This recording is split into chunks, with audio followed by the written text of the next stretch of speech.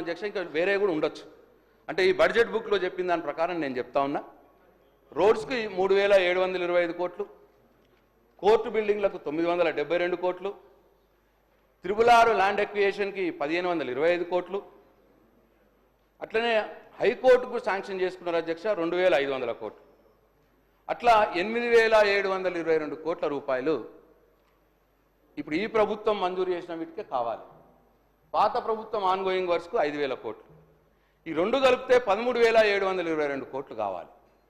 అట్లనే వీళ్ళు హామ్ మోడల్లో డెవలప్ చేయడానికి పోతే డబ్బులతో డెవలప్ చేయడానికి పోతే దానికి కావాల్సిన మొదటి సంవత్సరం 40% బడ్జెట్ నుంచి ఇవ్వాల్సినటువంటి డబ్బు 3029 కోట్లలో వీళ్ళు 500 ఇచ్చారు కాబట్టి ఆ డిఫరెన్స్ అమౌంట్ కూడా 2529 కోట్లు కావాలి. అంటే మొత్తంగా కావాల్సింది 16251 కోట్లు, వీళ్ళు బడ్జెట్లో కేటాయించింది 4935 కోట్లు. అంటే డిఫిషియట్ 11316 కోట్ల రూపాయల డిఫిషియట్ ఉన్నది. అంటే ఇట్లనే ఇదే బడ్జెట్ ప్రకారం వచ్చే సంవత్సరం 5000 కోట్లు, వచ్చే సంవత్సరం 5000 కోట్లు, ఇంకా రెండే బడ్జెట్లు పెట్టేది ఉన్నది వీళ్ళకి. అంటే ఆ రెండు బడ్జెట్లలో 5,000 కోట్లు పెడితే ఇప్పుడు 11,000 కోట్లు డిఫిషియట్, ఆ రెండు బడ్జెట్ల పైసలు కూడా దీనికే పోతాయి అధ్యక్ష. ఇంకా కొత్తవి ఎక్కడ కూడా రోడ్లు తీసుకునే అవకాశం లేకుండా ఉన్నది అని చెప్పి నేను ఈ ప్రభుత్వానికి దృష్టికి తీసుకువస్తా ఉన్నాను.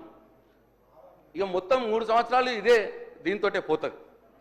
అయితే నేను ఈ సందర్భంగా ఈ ప్రభుత్వాన్ని కోరుతా ఉన్నాను, ఈ ఆన్గోయింగ్ వర్క్స్ ఏవైతే ఉన్నాయో మేము ప్రభుత్వంలో ఉన్నప్పుడు మంజూరు చేసినాయి, అవి పురోగతి మందగించింది. నేను నిన్న కూడా చెప్పిన పనులు ఆగిపోయినాయి, కొన్ని మెల్లగా నడుస్తున్నాయి. ఎందుకు అని అంటే కాంట్రాక్టర్స్ మాకు డబ్బులు ఇవ్వలేదండి, మేము ఎక్కడి నుంచి తేవాలా అని అంటున్నారు. కాబట్టి ప్రభుత్వాన్ని నేను కోరుతా ఉన్నా, డిమాండ్ కూడా చేస్తూ ఉన్నా, ఆన్గోయింగ్ వర్క్స్ పెండింగ్ బిల్స్ మీరు ఇవ్వండి, ఇచ్చి ఆ పాత వర్క్స్ని ముందుకు తీసుకుపోయే ప్రయత్నం చేయండి అని చెప్పి ప్రభుత్వాన్ని డిమాండ్ చేస్తూ ఉన్నా.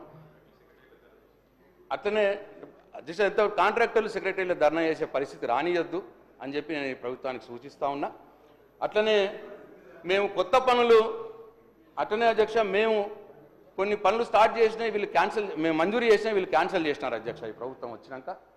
ఎందుకంటే ప్రజలకు చెప్పినాం, కానివ్వండి ఎలక్షన్లప్పుడే కానీ మేము ప్రజలకు చెప్పినాము, శంకుస్థాపనలు అయినాయి, కొబ్బరికాయలు కొట్టినాము, కాబట్టి ప్రజలు ఆశతో ఉన్నారు. నేను ఈ ప్రభుత్వాన్ని ఏం కోరుతున్నా అంటే ఇమీడియట్ కాకుండా మీ 3 సంవత్సరాల ప్లాన్ ఏదైతే ఉన్నదో ఆ ప్లాన్లో ఉన్న వర్క్స్ అన్ని ఇంక్లూడ్ చేయండి, ప్రజల ఆశతో ఉన్నారని చెప్పి ప్రభుత్వానికి నేను సూచిస్తా ఉన్నా. ప్రజల వైపు నుంచి అడుగుతున్నా అధ్యక్ష, నా స్వార్థమేం లేదు దీంట్లో. అట్లాగే అధ్యక్ష నా నియోజకవర్గంలో స్పెసిఫిక్గా నేను శాంక్షన్ చేసిన క్యాన్సిల్ చేసినారు. స్పెసిఫిక్ అధ్యక్ష మా బాల్కొండ నియోజకవర్గంలో ఉత్తర తెలంగాణలో ఆ 3 జిల్లాల్లో ఈ గల్ఫ్కు పోయి బతకడానికి పోతారు అధ్యక్ష. చాలామంది బతుకు తెరువుకు గల్ఫ్కు పోతూ ఉంటారు. అయితే గల్ఫ్కు వాళ్ళు లేబర్గా పోతేనేమో తక్కువ పైసలు వస్తాయి, ఏదైనా పని నేర్చుకొని పోతే ఎలక్ట్రీషియనో ప్లంబరో పెయింటర్ ఏదైనా పని నేర్చుకొని పోతే ఒక 2 రూపాయలు ఎక్కువ వస్తాయి. సో ఆ ఉద్దేశంతో నేను నా నియోజకవర్గంలో ఉన్న మోర్తాల్లో ఒక నాక్ సెంటరు మంజూరు చేసాం అధ్యక్ష. 5 కోట్ల రూపాయలు మంజూరు చేసాం. దానికి కొబ్బరికాయ కొట్టిన, టెండర్ కూడా అయిపోయింది. మరి మంత్రి గారు నా మీద కోపంతోనో ఏందో దాన్ని క్యాన్సిల్ చేసినారు అధ్యక్ష. ఇది నిరుద్యోగ యువతకు సంబంధించినటువంటి విషయం. దయచేసి నేను మంత్రి గారిని, R&B శాఖ మంత్రి గారిని కోరుతా ఉన్నా, దాన్ని పునరుద్ధరించండి, అది అయ్యేటట్టు చూడండి, నిరుద్యోగ యువకులకు లాభం జరుగుతుందని చెప్పి నేను కోరుతా ఉన్నా అధ్యక్ష. అట్లా 3 దగ్గరలో చేసాం అధ్యక్ష. మోర్తాడ్ ఒకటి, అట్లనే సిరిసిల్లలో ఒకటి, సూర్యాపేటలో ఒకటి. ఈ 3 కూడా చేయమనండి అధ్యక్ష. మంచిది, అది చిన్న 5 crores 10 crores ఉంటుంది, అవి నిరుద్యోగ యువకులకు పనికొస్తుందని చెప్పి నేను ఈ ప్రభుత్వాన్ని కోరుతా ఉన్నా అధ్యక్ష. అయితే అధ్యక్ష నేను వాళ్ళు చెప్పినవి వాస్తవాలు అవాస్తవాలు అని చెప్పి నేను మీ సభకు చెప్పిన, మీకు కూడా చెప్పిన, మీకు తప్పకుండా ఈ పేపర్లన్నీ కూడా మీ దృష్టికి మీకు పంపిస్తాను అధ్యక్ష. అయితే ఇవన్నీ కూడా ఉన్నాయి కాబట్టి మరి మంత్రి గారు ఎక్కడికెక్కడికో పోవద్దనండి, దయచేసి స్ట్రేట్గా సబ్జెక్ట్ చెప్పమనండి. నాకు అర్థమైతే ఓకే, లేకపోతే నేను మళ్ళీ క్లారిఫికేషన్ అడిగే అవకాశం నాకు ఇవ్వండి అధ్యక్ష. ఇంకా ఉన్నాయి అధ్యక్ష, 2 minutes చెప్పేస్తే 2 minutes సార్. ఇక మళ్ళా సార్ వేరే చెప్పేస్తే సార్ ఎందుకు సార్? ఇప్పుడు సమాధానాలు చెప్పమనండి సార్, సమాధానాలు చెప్పమనండి సార్. కలెక్టివ్గా తీసుకున్నారు కదా సార్ డిమాండ్స్, సార్ కలెక్టివ్గా డిమాండ్ తీసుకున్నారు. గౌరవ సభ్యులకు నా రిక్వెస్ట్ ఏంటంటే నేను చిన్న చిన్న వారి చెప్పిన విషయాలకు నా రిప్లైలో చెప్తాను.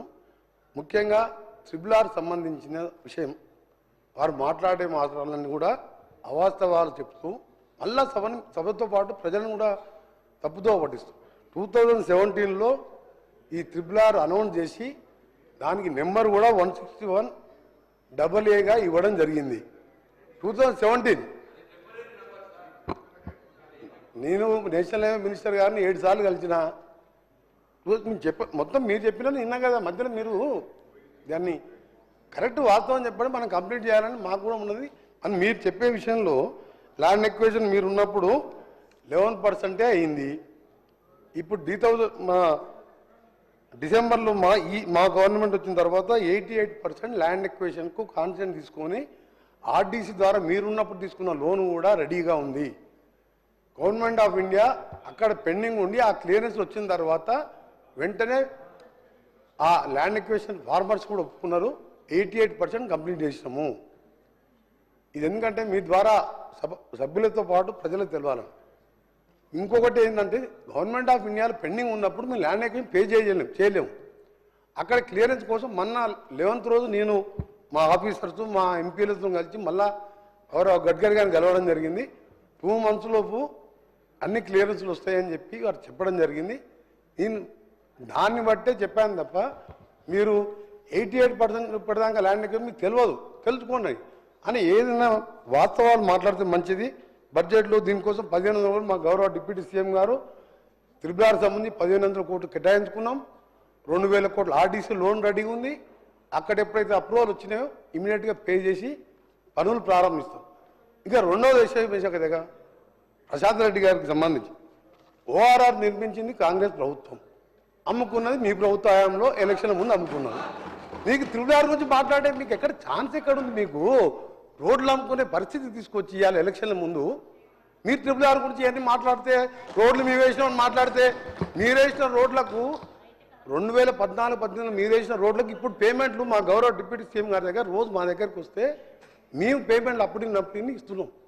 మీరు అందుకనే ఎక్కువ దీని గురించి ఓఆర్ఆర్ అమ్ముకున్న వాళ్ళు ట్రిబుల్ గురించి మాట్లాడితే ప్రజలు కూడా దీన్ని టాలరేట్ చేయలేరు.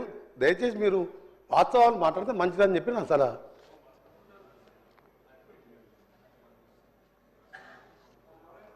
సార్, నేను చెప్పిన దాంట్లో ఒక్క మాట కూడా అబద్ధం లేదు. I stand for it. ఈ రోజు దానిక 1 ఎకరం భూసేకరణ జరగలేదు, 1 రూపాయి రైతులకు ఇవ్వలేదు అన్న మాట చెప్పినా దాని మీద నిలబడున్నా నేను. ఇంకో మాట ఇప్పటికి కూడా ట్రిబుల్ రోడ్డుకు నేషనల్ హైవే నంబర్ రాలేదు, దాని మీద నిలబడి ఉన్నా నేను. వారు చెప్పింది